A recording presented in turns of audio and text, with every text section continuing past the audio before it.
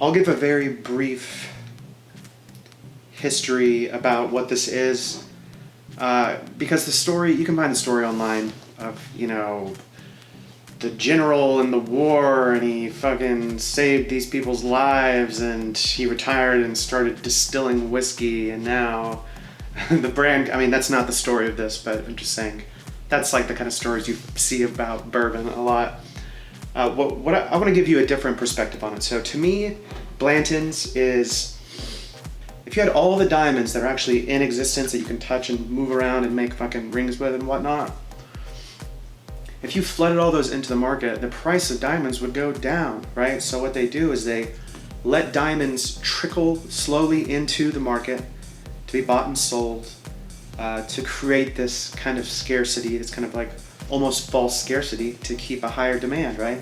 Because we want things that are harder to get. That's something about us humans that we just can't avoid.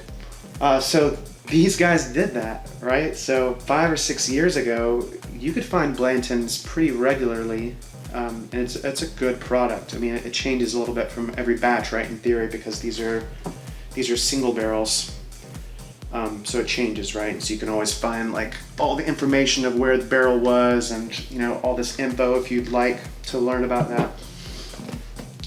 But 5 or 6 years ago, you could find it. But over time, they started acting like the diamond market. So they slowed down how often they release it. So you have a product that you like, that you can get regularly, it's a premium product, and then all of a sudden you can't find it anywhere. And then a month or two later, there it is again. You're like, oh God, there it is. Wow, like, oh, I'm so excited. And then it happens again, and you do this over and over and over again, right? And then you increase the intervals by which you can get it. You decrease the amount you put into the market, and you're getting more and more scarce, more and more demand, right? People who camp outside of the liquor stores for like 5 days.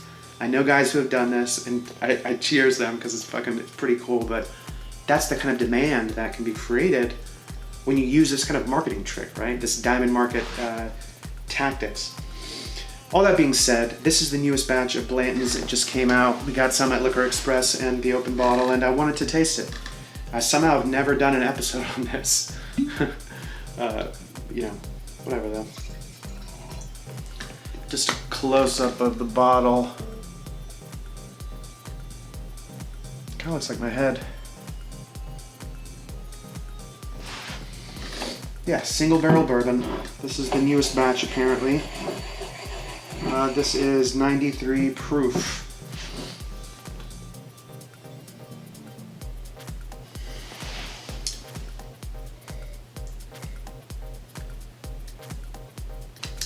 I've had Blanton's a lot, and so I kind of know what to expect. It's got a big full nose, a big sturdy kind of elegant nose, you know, like a gentleman in a saloon, you know, fucking, I don't know, 100 years ago. Were they out there?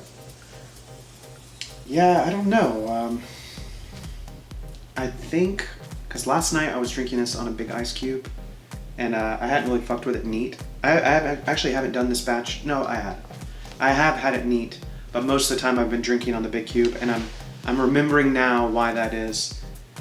This could stand for some dilution. It's really concentrated.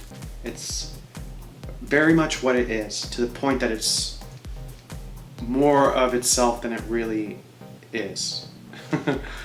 So I think that diluting it with water, like the way that a big ice cube does, right, is it slowly adds dilution over time, so you can taste it along a dilution spectrum and a temperature spectrum.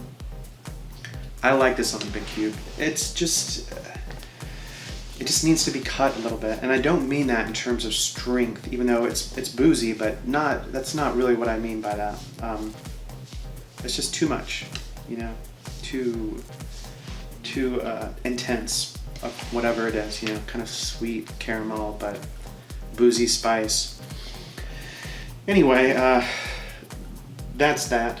I think it's good. If you can find it not at secondary, like at a high secondary markup, then it's worth just having it around. I mean, because it's good on a big cube, sitting out on the patio like we've been doing the past couple nights. It's pretty good. You know, the cube really helps out a lot. But it's worth having. Liquor Express has, they had it as of yesterday. I don't know if they still do. It may be worth going to Liquor Express and seeing if they have any left. You have to show up in person, and I think there's like a limit of 1 bottle per person. They may have Evil Rare, which I would like to do an episode on that, come to think of it. But alright, thanks for your time. If I were to rate it, I'd say it's pretty dang good. But, you know, nothing to lose sleep over. Okay, see you next time. Oh, subscribe.